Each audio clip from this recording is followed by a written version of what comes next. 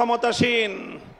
বিএনপিকে বলতে চাই, আপনারা ঐতিহ্যের 50 বছরের রাজনীতিকে বিশ্বাসঘাতকতা করবেন না। শহীদ জিয়াউর রহমান, বেগম খালেদা জিয়ার আদর্শের সঙ্গে গাদ্দারি করে বিএনপি টিকতে পারবে না। বাংলাদেশি জাতীয়তাবাদ এবং বাংলাদেশের স্বাধীন জাতিসত্তার যে আকাঙ্ক্ষা, সে আকাঙ্ক্ষাকে যদি বৃদ্ধাঙ্গুলি দেখান, আপনাদের অস্তিত্ব বিলীন হয়ে যাবে। আপনারা দুর্নীতি দমন কমিশন থেকে বিচার বিভাগ পর্যন্ত রাষ্ট্রীয় প্রতিটি প্রতিষ্ঠানকে দলীয়করণ করার পায়তারা করছেন। আমাদের আখেরি পয়গাম, বাংলাদেশ ইনশাআল্লাহ আর কোনোদিন সেই একদলীয় বাকশাল তন্ত্র অথবা বিএনপি তন্ত্রের যুগে ফিরে যাবে না। গণভোটের মাধ্যমে বাংলাদেশের মানুষ নিরঙ্কুশভাবে সংবিধান সংস্কার করার যেই ম্যান্ডেট প্রদান করেছে, সেই ম্যান্ডেটের বিরুদ্ধে যদি বিএনপি অবস্থান গ্রহণ করে, আমরা স্পষ্ট ভাষায় বিএনপিকে লাল কার্ড দেখাবো। এই গণভোটের রায়ের সঙ্গে যদি বিশ্বাসঘাতকতা করা হয়, জনগণের অধিকারকে যদি রাষ্ট্রীয় ক্ষমতার জাতাকলে পিষ্ট করার চেষ্টা করা হয়, আবার জুলাই হবে, আবার যুদ্ধ হবে, আবার লড়াই হবে, আবার সংগ্রাম হবে ইনশাআল্লাহ। আসসালামু আলাইকুম ওয়া রাহমাতুল্লাহ। আলহামদুলিল্লাহ ওয়া কাফা ওয়া সালামুন আলা ইবাদিহিল্লাযীনা ইসতাফা।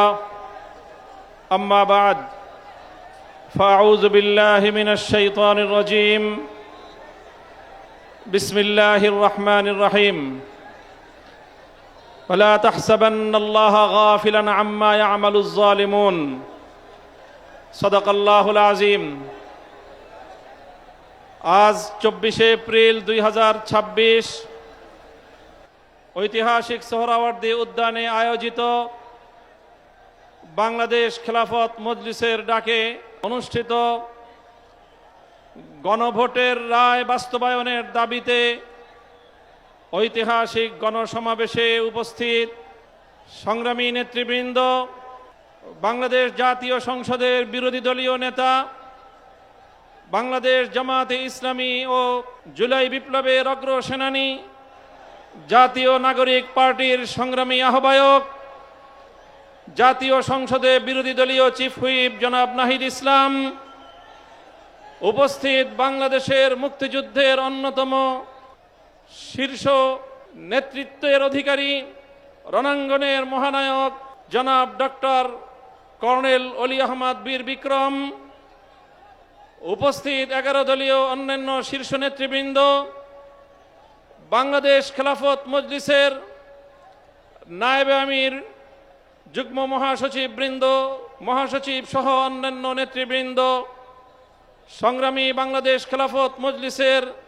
সর্বস্তরের নেতাকর্মী ও আমার প্রাণপ্রিয় দেশবাসী, আজকে ত্রয়োদশ জাতীয় সংসদ নির্বাচন এবং বাংলাদেশে চতুর্থবারের মতো সংগঠিত গণভোট অনুষ্ঠানের 3 মাসের মাথায় ঢাকার প্রাণ কেন্দ্রে আমাদেরকে গণভোটের রায় বাস্তবায়নের দাবি নিয়ে সমাবেশ করতে হচ্ছে। আমি মনে করি এটি বর্তমান ক্ষমতাসীন সরকারের জন্য লজ্জা এবং পরিতাপের বিষয়, তাদের জন্য একটি কলঙ্কজনক অধ্যায়। সংগ্রামী সাথী ও বন্ধুগণ, জুলাই বিপ্লব পরবর্তী এই বাংলাদেশের মাটিতে দাঁড়িয়ে আজকে আমি স্মরণ করছি বাংলাদেশের সেই সকল অকুতোভয় বীর সেনানীদেরকে, যারা এই স্বাধীন সার্বভৌম জাতিসত্তার ভিত্তিতে একটি বাংলাদেশ গঠন করার জন্য যুগে যুগে রক্ত দিয়েছে। সেই ব্রিটিশ বিরোধী আন্দোলনে 1831 সালের বালাকোট, 1857 সালের সিপাহী বিদ্রোহ, শামেলি রণাঙ্গন থেকে শুরু করে 1947 সাল পর্যন্ত যারা রক্ত দিয়ে, জীবন দিয়ে ভারতীয় আধিপত্যবাদ থেকে এই পূর্ববঙ্গ নামক বাংলাদেশের একটি স্বাধীন মুসলিম জাতিসত্তা গঠনের জন্য সংগ্রাম করেছিল। বিংশ শতকের গোড়ার দিকে 1905 সাল থেকে বঙ্গভঙ্গ থেকে কলকাতা এবং দিল্লির আধিপত্যকে যারা মানতে অস্বীকৃতি জানিয়ে রক্ত দিয়েছে, জীবন দিয়েছে, 1921 সালে এই বাংলাদেশের মানুষের শিক্ষা দীক্ষা সহ সার্বিক উন্নয়নের লক্ষ্যে যেই ঢাকা বিশ্ববিদ্যালয় প্রতিষ্ঠার পিছনে যারা অবদান রেখেছে, এরপরে 1947-এ একটি নতুন রাষ্ট্র পাওয়ার পর 24 বছর পর্যন্ত যারা জুলুম এবং বৈষম্যের বিরুদ্ধে লড়াই করেছে, সর্বশেষ 1971 সালে মহান মুক্তিযুদ্ধের মধ্য দিয়ে বাংলাদেশকে একটি বৈষম্যহীন স্বাধীন রাষ্ট্রের গোড়াপত্তন করার জন্য তারা একটি পরিবেশ তৈরি করে দিয়েছে। এরপরে 1971 সাল থেকে 1990 সাল 90-এর গণ অভ্যুত্থান সহ ধারাবাহিকভাবে বাংলাদেশের ন্যায়, ইনসাফ এবং জনগণের অধিকার প্রতিষ্ঠার সংগ্রামে অনেক রক্ত এবং ত্যাগ স্বীকার হয়েছে। বিগত ফ্যাসিবাদী স্বৈরাচারী শেখ হাসিনার আমলে 2009 সালের পিলখানা ট্রাজেডি, 2013 সালের শাপলা চত্বরের নবী প্রেমিকদের অকাতরে রক্তদান, 2013 সালে আল্লামা দেলোয়ার হোসেন সাঈদী রহমতুল্লাহ আলাইহির বিরুদ্ধে একটি কল্পিত রায়ের মাধ্যমে কোরআন প্রেমিক তাওহীদি জনতার উপর যে আক্রমণ করা হয়েছে, পাখির মতো গুলি করে প্রায় শতাধিক কোরআন প্রেমী তাওহীদি জনতাকে হত্যা করা হয়েছে, সেই সকল বীর শহীদান। 2021 সালে মোদী বিরোধী আন্দোলনে হেফাজতে ইসলামের নেতাকর্মীদেরকে হত্যা করা হয়েছে। 2024 সালের জুলাই বিপ্লবে 1,500 বাংলার দামাল সন্তানদেরকে গুলি করে পরিকল্পিতভাবে হত্যা করা হয়েছে। রক্তের সাগর পাড়ি দিয়ে 36শে জুলাই, 5ই আগস্ট 24 সালে বাংলাদেশ নতুনভাবে মুক্তি এবং স্বাধীনতা লাভ করেছে। জুলাই বিপ্লবীরা ঘোষণা করেছিল আগামীর বাংলাদেশ গঠিত হবে 1947 সাল, 71 সাল এবং 2024-এর ঐতিহাসিক বিজয়ের উপর ভিত্তি করে। তাই আজ যারা মনে করেন কেন আজকে বাংলাদেশের আলেম সমাজ, কেন আজকে বাংলাদেশের ইসলামপন্থীরা, কেন আজকে বাংলাদেশ খেলাফত মজলিস জুলাই বিপ্লবের পক্ষে এভাবে মাথায় কাফনের কাপড় বেঁধে রাজপথে নামতে চায়, যাদের মনে দ্বিধা সংশয় রয়েছে, আমি তাদেরকে বলতে চাই, আমরা জুলাই বিপ্লবের আকাঙ্ক্ষা জন্যই বাস্তবায়ন করতে চাই। কারণ জুলাই বিপ্লব 1905 সালের বঙ্গভঙ্গকে ধারণ করে, জুলাই বিপ্লব 1921 সালের ঢাকা বিশ্ববিদ্যালয় প্রতিষ্ঠার ঐতিহাসিক প্রেক্ষাপটকে ধারণ করে, জুলাই বিপ্লব 1947 সালে বাংলাদেশের স্বাধীন জাতিসত্তা গঠনের অভিপ্রায়কে ধারণ করে, জুলাই বিপ্লব 71-এর মুক্তিযুদ্ধকে ধারণ করে, জুলাই বিপ্লব 2013 সালের শাপলার চেতনাকে ধারণ করে, জুলাই বিপ্লব 2024 সালের ছাত্র জনতার বৈষম্য বিরোধী আন্দোলনকে ধারণ করে। সংগ্রামী সাথী ও বন্ধুগণ, তাই যারা ইসলামকে ভালোবাসেন, যারা বাংলাদেশকে ভালোবাসেন, যারা বাংলাদেশের শতবর্ষের ঐতিহ্যের স্বাধীনতার সংগ্রামকে যারা ধারণ করেন, জুলাই বিপ্লবের বিপক্ষে তারা থাকতে পারে না। তাই আজ আমি ক্ষমতাসীন বিএনপিকে বলতে চাই, আপনারা ঐতিহ্যের 50 বছরের রাজনীতিকে বিশ্বাসঘাতকতা করবেন না। শহীদ জিয়াউর রহমান, বেগম খালেদা জিয়ার আদর্শের সঙ্গে গাদ্দারি করে বিএনপি টিকতে পারবে না। বাংলাদেশী জাতীয়তাবাদ এবং বাংলাদেশের স্বাধীন জাতিসত্তার যে আকাঙ্ক্ষা, সে আকাঙ্ক্ষাকে যদি বৃদ্ধাঙ্গুলি দেখান, আপনাদের অস্তিত্ব বিলীন হয়ে যাবে। সংগ্রামী সাথী ও বন্ধুগণ, তাই আজ আমি স্পষ্ট ভাষায় বলতে চাই, বিগত 12ই ফেব্রুয়ারি গণভোটের মাধ্যমে বাংলাদেশের মানুষ নিরঙ্কুশভাবে সংবিধান সংস্কার করার যেই ম্যান্ডেট প্রদান করেছে, সেই ম্যান্ডেটের বিরুদ্ধে যদি বিএনপি অবস্থান গ্রহণ করে, আমরা স্পষ্ট ভাষায় বিএনপিকে লাল কার্ড দেখাবো। আমি বিএনপি নেতৃবৃন্দকে বলতে চাই, আমাদের একজন সহকর্মী আপনাদের নেতার বিরুদ্ধে একটা কঠোর শব্দ প্রয়োগ করেছিল, আপনারা মব করেছেন। তাই আমি ব্যক্তিগত আক্রমণ, ব্যক্তিগতভাবে কাউকে কোনো কটু শব্দ উচ্চারণ করতে চাই না। তবে একটা কথা বলতে চাই, যেই 12ই ফেব্রুয়ারি নির্বাচনের মাধ্যমে আপনাদের জন্ম হয়েছে, আপনারা যেই 12ই ফেব্রুয়ারির গর্ভে জন্ম নিয়েছেন, সেই জন্ম নেওয়ার পরে এখন 12ই ফেব্রুয়ারিকে অস্বীকার করছেন, অর্থাৎ জন্ম নেওয়া সন্তান পিতামাতার বিবাহকে অস্বীকার করছেন। এর বেশি আর কিছু বললাম না। যদি আমাদেরকে বলতে বাধ্য করেন, আমরা এরপরে আর কোনো ব্যক্তির ব্যক্তিগত সম্মানের দিকে তাকিয়ে আমরা আমাদের মুখ বন্ধ রাখতে পারবো না। মনে রাখবেন, জুলাই বিপ্লবের ভিত্তিতে যেই গণভোট হয়েছে, সেই গণভোটে এদেশের ছাত্র জনতার 24-এর বিপ্লবের যে গণ আকাঙ্ক্ষা, রাষ্ট্র সংস্কার, রাজনৈতিক বন্দোবস্তের যেই সংস্কারের দাবি, সেই সংস্কারের দাবিগুলোই পয়েন্ট আকারে গণভোটে 4টি পয়েন্ট আকারে জাতির সামনে উপস্থাপন করা হয়েছিল। গণভোটের ইতিহাস আপনাদেরকে স্মরণ করিয়ে দিতে চাই। বাংলাদেশে ইতিপূর্বে আরো 3টি গণভোট হয়েছে। আজ 2026 সালে 4র্থ গণভোট হয়েছে। ইতিপূর্বে 3টি গণভোটের রায়ের সঙ্গে কেউ গাদ্দারি করে নাই। শুধু বাংলাদেশ নয়, বিশ্ব ইতিহাসে যতগুলো রাষ্ট্রে গণভোট এবং রেফারেন্ডাম হয়েছে, আজ অবধি কোন গণভোট এবং রেফারেন্ডামের সঙ্গে কেউ গাদ্দারি করে নাই। বিএনপি যদি আজ এই গণভোটের সঙ্গে গাদ্দারি করে, শুধু বাংলাদেশ নয়, বিশ্ব ইতিহাসের গাদ্দার দল হিসেবে চিহ্নিত হবে।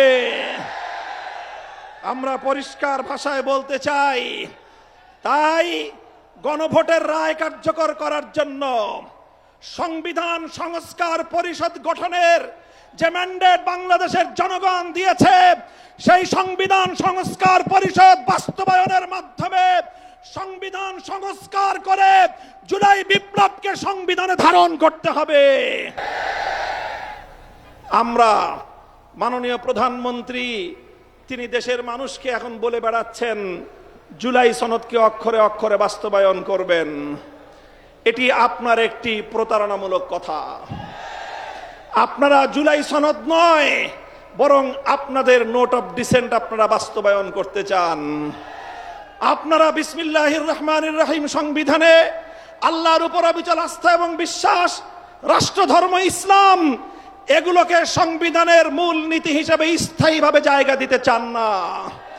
আপনারা এমন ভাবে এগুলোকে সংবিধানে রাখতে চান যে কোনো মুহূর্তে আবার খায়রুল হকদের মতো কোন বিচারপতি কলমের খোঁচা দিয়ে এগুলোকে সংবিধান থেকে মুছে ফেলতে পারে। তাই আমরা সংশোধনীর মাধ্যমে নয়, সংস্কারের মাধ্যমে জাতীয় সংবিধানে স্থায়ীভাবে জুলাই সনদের স্পিরিট বাস্তবায়নের দাবি করতে চাই। আমরা পরিষ্কার ভাষায় বলি, আজ বাংলাদেশের ক্ষমতাসীন মহল বিভিন্ন ক্ষেত্রে ব্যর্থতার যেই মহা প্রদর্শনী করে চলেছে, কূটনৈতিক ব্যর্থতা আজকে তাদের দিবালোকের ন্যায় পরিষ্কার। বাংলাদেশের বর্তমান সরকারের কূটনৈতিক ব্যর্থতার কারণে আজকে একটি দেশ থেকে আধিপত্যবাদী দেশ, যারা বাংলাদেশের মানুষের অধিকারকে 15 বছর পর্যন্ত তাদের পায়ের নিচে পিষ্ট করেছে, সেই আধিপত্যবাদী দেশ বাংলাদেশে একজন কূটনীতিক নিয়োগ করেছেন। বিশ্ব ইতিহাসের সকল কূটনৈতিক সভ্যতা এবং ভদ্রতার শালীনতাকে, রেওয়াজকে উপেক্ষা করে তাদের একজন দলীয় এজেন্ডা বাস্তবায়নকারীকে বাংলাদেশে সেই বিজেপির দলীয় এজেন্ডা বাস্তবায়ন করার জন্য কূটনৈতিক হিসেবে বাংলাদেশে নিয়োগ দিয়েছে। অথচ বাংলাদেশ সরকার এটার কোনো প্রতিবাদ জানায় নাই। আমরা পরিষ্কার ভাষায় বলতে চাই, আমরা ভারত রাষ্ট্র এবং তার জনগণের সঙ্গে বাংলাদেশ সমতার ভিত্তিতে কূটনৈতিক সম্পর্ক স্থাপন করতে চায়। বাংলাদেশকে বিজেপির কোন দলীয় ফোরামে পরিণত করতে দেব না। বাংলাদেশের বর্তমান সরকারের কূটনৈতিক ব্যর্থতার কারণে হরমুজ প্রণালীতে বাংলাদেশের তেলের জাহাজগুলো বারবার আটকে যাচ্ছে। বন্ধু প্রতিম দেশ ইরান বাংলাদেশের সঙ্গে বন্ধুত্বের হাত বাড়িয়ে দেয়, কিন্তু বাংলাদেশ চরমভাবে কূটনৈতিক ব্যর্থতার পরিচয় দিয়ে এখনো পর্যন্ত হরমুজ প্রণালী থেকে একটি জাহাজ অবমুক্ত করতে পারেনি। যদি আপনারা না পারেন, ব্যর্থতার দায় স্বীকার করে আমাদেরকে দায়িত্ব প্রদান করেন। আমরা হরমুজ প্রণালী থেকে বাংলাদেশের তেলবাহী জাহাজ মুক্ত করে বাংলাদেশের জ্বালানি সংকট নিরসনে ভূমিকা পালন করতে প্রস্তুত রয়েছি। আপনারা কি করবেন, কি করছেন? বাংলাদেশ ব্যাংকের গভর্নরের পদ দখল করেছেন। বাংলাদেশের গোটা ব্যাংক সেক্টরকে দুর্বৃত্তদের হাতে তুলে দিয়েছেন। এভাবে ব্যাংক সেক্টর থেকে আবার দুর্বৃত্তপনার মাধ্যমে বাংলাদেশটাকে আপনারা ধ্বংস করার পায়তারা করছেন। আপনারা দুর্নীতি দমন কমিশন থেকে বিচার বিভাগ পর্যন্ত রাষ্ট্রীয় প্রতিটি প্রতিষ্ঠানকে দলীয়করণ করার পায়তারা করছেন। আমাদের আখেরি পয়গাম, বাংলাদেশ ইনশাআল্লাহ আর কোনদিন সেই একদলীয় বাকশালতন্ত্র অথবা বিএনপি তন্ত্রের যুগে ফিরে যাবে না। বাংলাদেশের শহীদ প্রেসিডেন্ট জিয়াউর রহমান যেইভাবে বহুদলীয় ব্যবস্থা বাস্তবায়ন করেছে, সেই ব্যবস্থার রাজনীতি যদি করতে পারে বিএনপি টিকে থাকবে, অন্যথায় বিএনপি তার অস্তিত্বের সংকটে পড়বে। সংগ্রামী সাথী ও বন্ধুগণ, আমাদের আখেরি পয়গাম, যেভাবে গত দুদিন ধরে বাংলাদেশের বিভিন্ন শিক্ষাঙ্গনগুলোতে, ঢাকা বিশ্ববিদ্যালয় সহ বিভিন্ন শিক্ষাঙ্গনগুলোতে অস্ত্রের ঝনঝনানি শুরু করেছেন, স্থানীয় ছাত্র নেতৃবৃন্দের উপর যেভাবে ছাত্রলীগের হেলমেট লীগের মতো ভূমিকায় অবতীর্ণ হয়েছে, এই ধারা যদি অব্যাহত থাকে এর দায় সম্পূর্ণ সরকারকে গ্রহণ করতে হবে। মব সংস্কৃতি বন্ধ করুন, দ্রব্যমূল্যের লাগাম টানুন। এভাবে রাষ্ট্রের প্রতিটি সেক্টরে বিরোধী দলের পক্ষ থেকে সহযোগিতার যে আহ্বান জানানো হয়েছে, সেই আহ্বানে সাড়া দিন। ইনশাআল্লাহ আমরা সহযোগিতার ভিত্তিতে দেশকে এগিয়ে নিতে প্রস্তুত। আমি আজকের এই বিশাল গণসমুদ্রকে লক্ষ্য করে আখেরি কথা জিজ্ঞাসা করতে চাই। আমি আপনাদেরকে বলতে চাই, আজ গণভোটের রায় বাস্তবায়নের জন্য বাংলাদেশ খেলাফত মজলিস যে ডাক দিয়েছে, এটি আমাদের সর্বশেষ কর্মসূচি নয়। আজ হলো আমাদের গণভোটের রায় বাস্তবায়নের জন্য কর্মসূচির যাত্রা শুরু।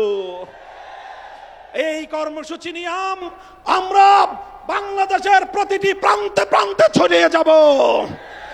তাই আমি কর্মসূচি ঘোষণা করছি, আগামী 3 মাস, মে, জুন, রক্তাক্ত জুলাই, বাংলাদেশের প্রতিটি জেলায় জেলায় গণভোটের রায় বাস্তবায়ন এবং দেশের অন্যান্য চলমান সংকট নিরসনের দাবিতে বাংলাদেশ খেলাফত মজলিস জেলায় জেলায় নাগরিক সমাবেশ করবার ঘোষণা দিচ্ছে।